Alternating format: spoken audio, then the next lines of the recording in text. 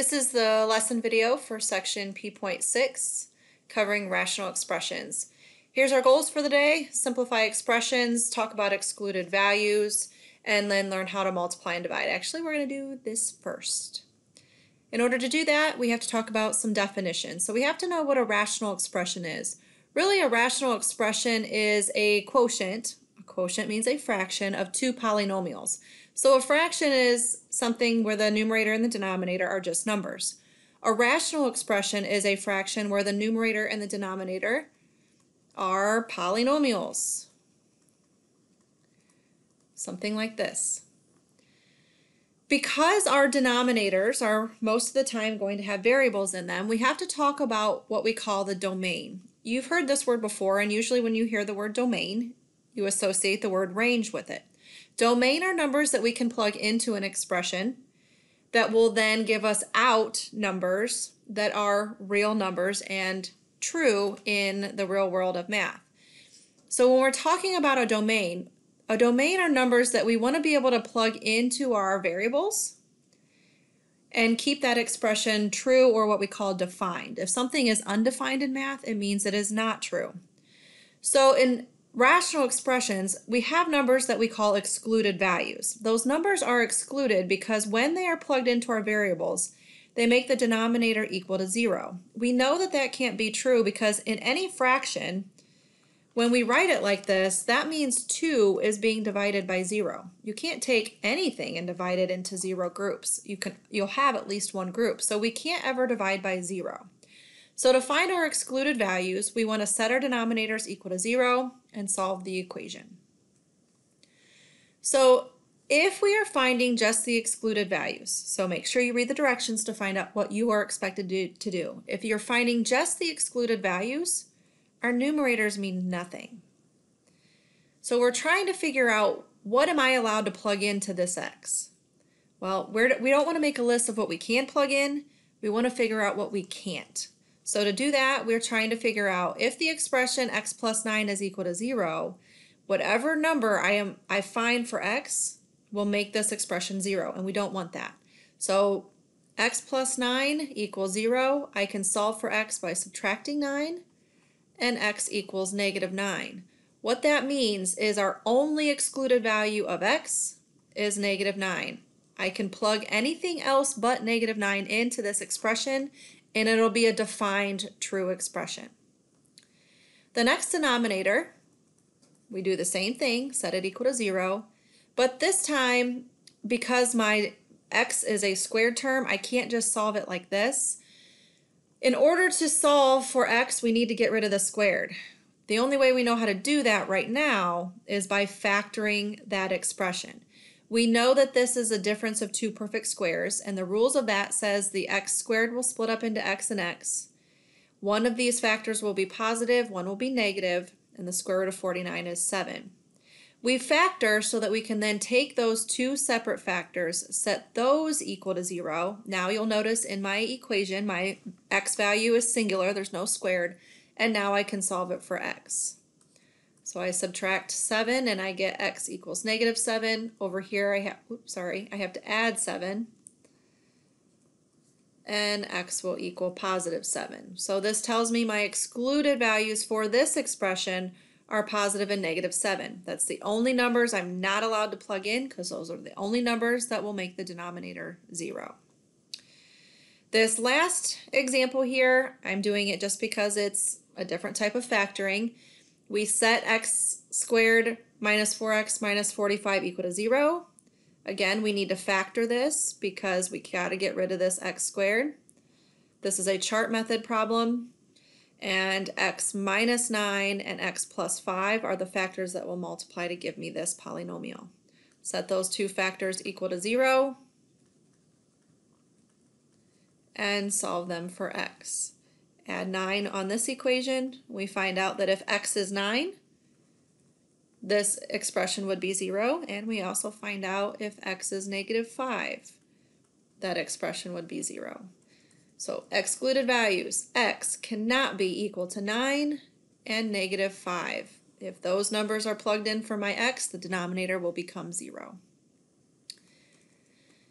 So now we're going to talk about simplifying a rational expression. Simplifying an expression is exactly the same as simplifying a regular fraction. So let's look at one of those. Let's look at the fraction 6 over 21.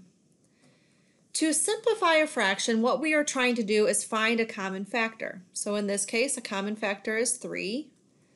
So if I divide both the top and the bottom by 3, I get 2/7. I have a simplified or reduced fraction.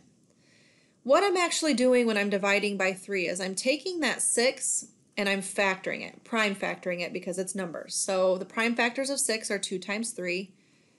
Prime factors of 21, are 3 times 7.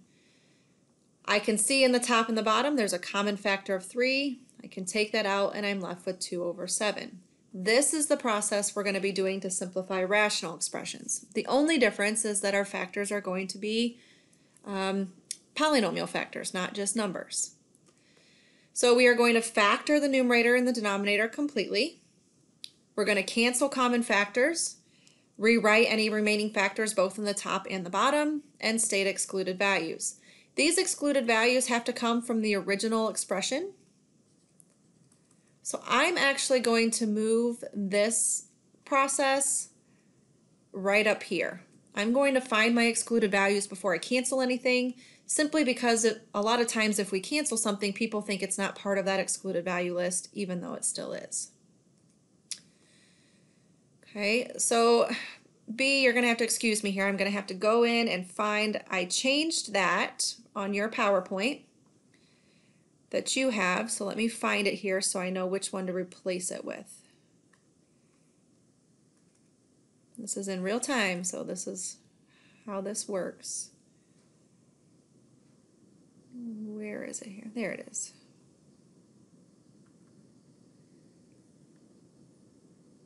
Let's let this open up here. I'm going to find that slide and I'm going to completely replace it. So I'm going to save this, copy this, and I'm going to put it into here. Sorry, I should have done this ahead of time.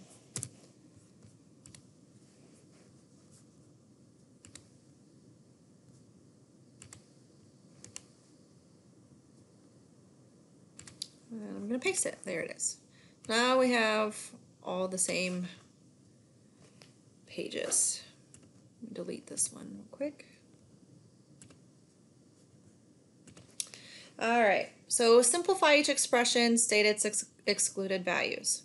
So we know to simplify, we need to find common factors from the top and the bottom. So I'm going to factor the top using GCF, 4 times x minus 2. I'm going to factor on the bottom using the chart method. So x squared splits up into x, and the two numbers that multiply to give me positive 4 and add to give me negative 4 are negative 2 and negative 2.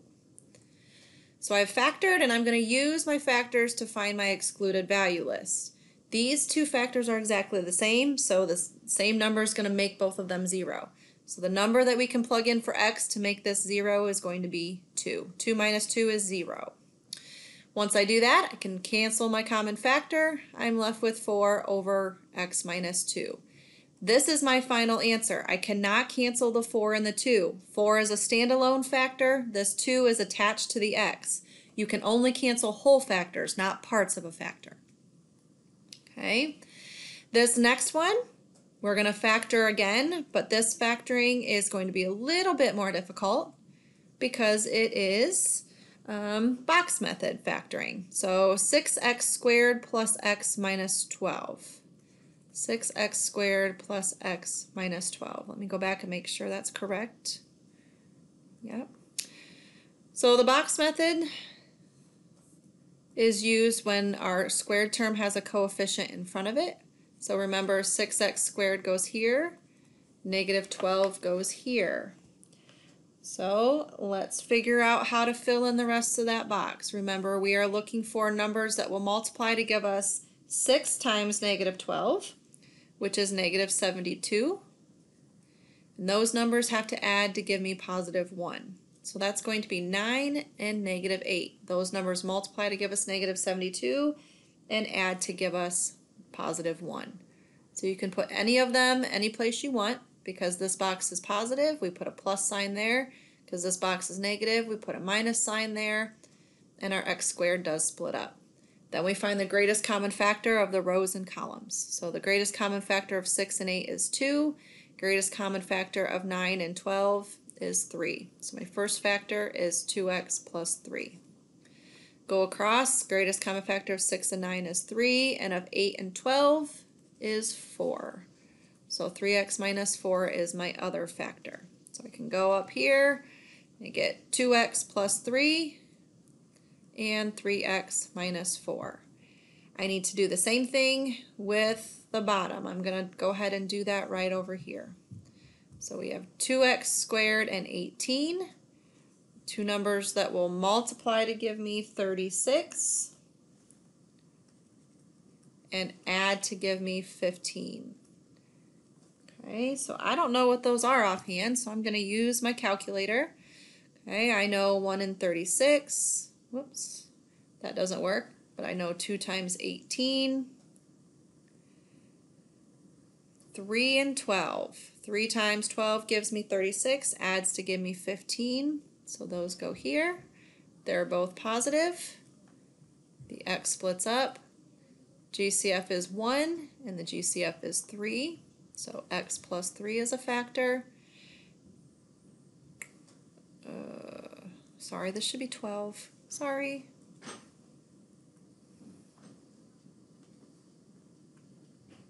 So this is going to be 2.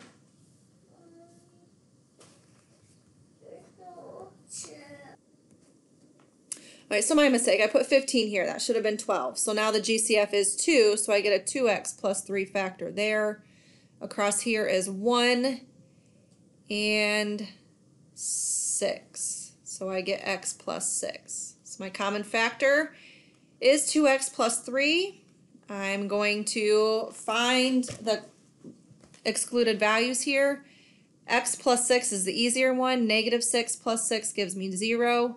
2x plus 3, if I set that equal to 0 and solve the equation, I get negative 3 over 2.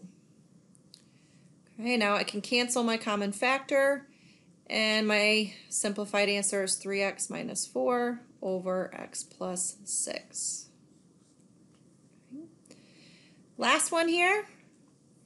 We can factor the top using the chart method, x plus 5 and x plus 1.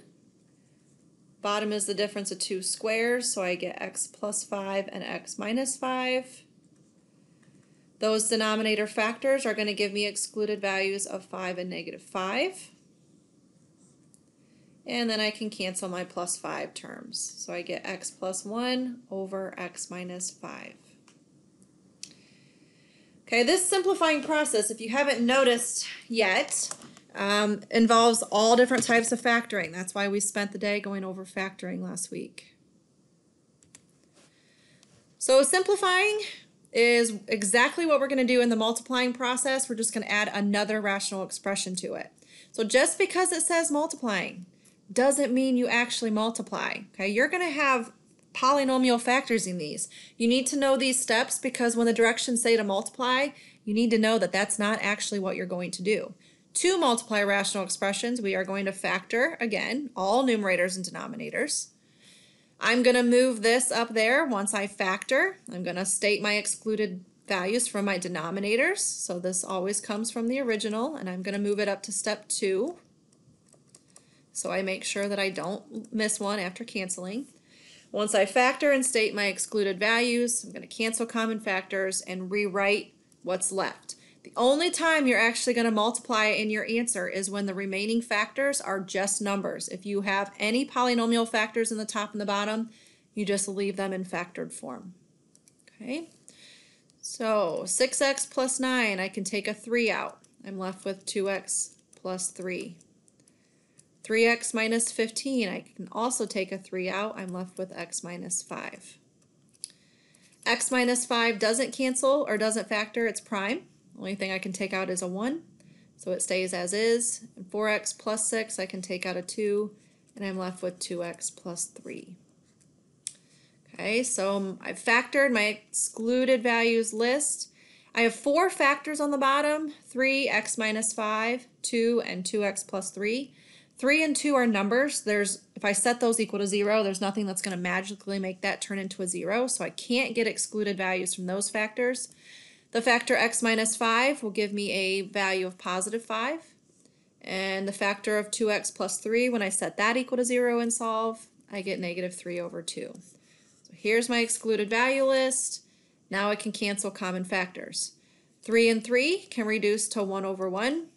2x plus 3 can cancel, and x minus 5 can cancel. So I've got a 1 on the top, and I've got 1 times 2 on the bottom, which is 2. Not everything will reduce to just a fraction. You will, most of the time, have variables in your answers. Okay. Same process for the next one, just different types of factoring. First one is the chart method. X plus 2 and x plus 3 are your factors of that trinomial. X plus 3 and x minus 2 will be your factors for the bottom. Also using the chart method there. X squared minus 9 is the difference of 2 perfect squares, so I'll use the rules to get x plus 3 and x minus 3. And the bottom is a chart method, and I'll need x minus 3 and x plus 2 to get that polynomial. So I'm going to use the factors in the denominator to find my excluded value list. X plus 3 will turn into 0 by plugging in negative 3 for x. X minus 2, you'll need a 2 to make that 0. X minus 3, you'll need a positive 3. And x plus 2, you'll need a negative 2. So we have positive negative 3 and positive negative 2 as my excluded values. Now I can cancel my x plus 2 factor. I can cancel this x plus 3 factor with this x plus 3 factor. And I can cancel this x minus 3 with that x minus 3. I have another x plus 3 on the top but not on the bottom, so I can't cancel another one out. So I have x plus 3 over x minus 2.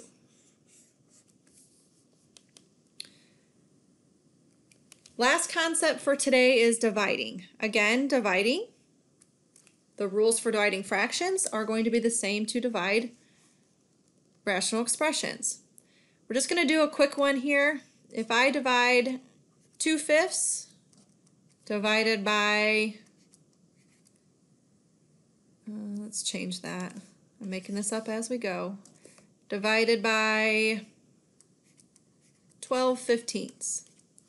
If I asked you to do this division problem by hand and not use a calculator, to divide fractions, the rule says that the division changes to multiplication and the second fraction flips to its reciprocal, and then you follow the multiplication rules.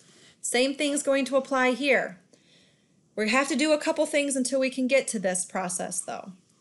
First, we're going to factor the numerators and the denominators so we can start our excluded value list. Remember, we need to find out what numbers can't go into this division problem. So we're going to factor, and we're going to look at our original denominators to start our excluded value list. Then we're going to switch the division problem to multiplication by the reciprocal. The reciprocal is when you flip that second fraction.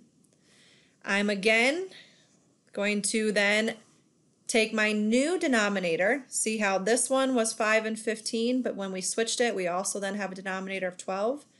I'm going to take my new denominator, find my excluded values again, and then follow my multiplication rules. Cross cancel or cancel out common factors and rewrite. You cannot cancel anything until your division problem is made into a multiplication problem. So the first one, divide. Yes, it says to divide, but we need to know the process to divide. To divide, it says factor first. So we're going to factor what we can. That first rational expression cannot factor. I'm going to keep it as division, and I'm going to factor 4x plus 20 into 4 times x plus 5. Denominator is 9. So my excluded value list right now has nothing in it because 7 and 9 have no variables, and so those can't magically be changed into zeros. So I'll go on to step 3, which says to change the division into multiplication by the reciprocal. So x plus 5 over 7 stays as is. Division changes to multiplication, and the second rational expression flip-flops. Okay, now it is a multiplication problem. Now we have the ability to cancel, but before we cancel anything, I'm going to look at my new denominator, which does have a variable in it. So -5 would be excluded because that number when plugged in for x would make it 0. Now because it's multiplication, I've got my excluded values list. Now I can cancel. My x plus 5 can cancel. 9 over 7 cannot reduce. 9 over 4 cannot reduce in any way. So I have 9 over 7 times 4. And remember I said earlier that the only time you're actually going to multiply is when the numbers are just numbers. So I am going to actually multiply that and I get 9 over 28. This last one here, same process, but I'm doing another example that has different type of factoring in it. So this first problem, x squared plus x, I gave you this one on purpose because a lot of times it causes people problems. They see it starts with an x squared and they want to just go right into the chart method. Remember the chart method, you have to have 3 terms. This only has 2. The only processes right now that we know how to factor using or factor a 2-term polynomial is GCF or the difference of 2 squares. It's not a difference, so I can't use that process. So if it can factor, the GCF is the only way. There is a common factor of x. I can take that out and it's left with x plus 1. Bottom, I have the difference of 2 squares, so that gives me x plus 2 and x minus 2. Divided by another difference of 2 squares, x plus 1 and x minus 1. And the bottom is a chart method problem, and I'm going to get x plus 2 and x plus 3. So I'm going to use those factors to find my excluded value list from these original denominators. So for these factors, I need to have 2 and -2. For these factors, it would be -2, which I already have in my list, and -3. Now I can continue on with my division rules, which is to change it to multiplication by the reciprocal. So first rational expression stays exactly the way it is. Division changes to multiplication, and I'm going to flip-flop these. So x plus 2 and x plus 3 is now on the top. And x plus 1 and x minus 1 is now on the bottom. Because this is now a denominator, I need to go back to my excluded value list and add these numbers. So I need to add positive and -1. -1 will make this factor 0, positive 1 will make that factor 0. Okay, now my excluded value list is complete. So now I can cancel things out since I've already turned it to a multiplication by the reciprocal problem. I have a factor of x. I've got no standalone factors of x on the bottom, so that's not going to be able to cancel. I've got an x plus 1 factor that can cancel with that x plus 1 factor. I've got an x plus 2 factor that can cancel with this x plus 2 factor. I've got an x plus 3 on the top. I don't have that on the bottom. I've got these on the bottom, but not the top. So I've got 2 factors left on both the top and the bottom. Because they are polynomial factors, you do not need to multiply them. Just leave them in factored form. So x times x plus 3 on the top, and x minus 2, and x minus 1 on the bottom. Leave your answer in factored form.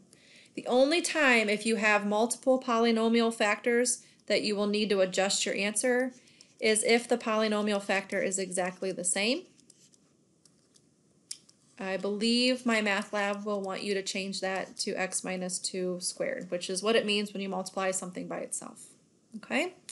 Your homework for this lesson, now that you have the notes complete, is to go to my math lab and do P.6, my math lab assignment. That will be due at class time of the next class.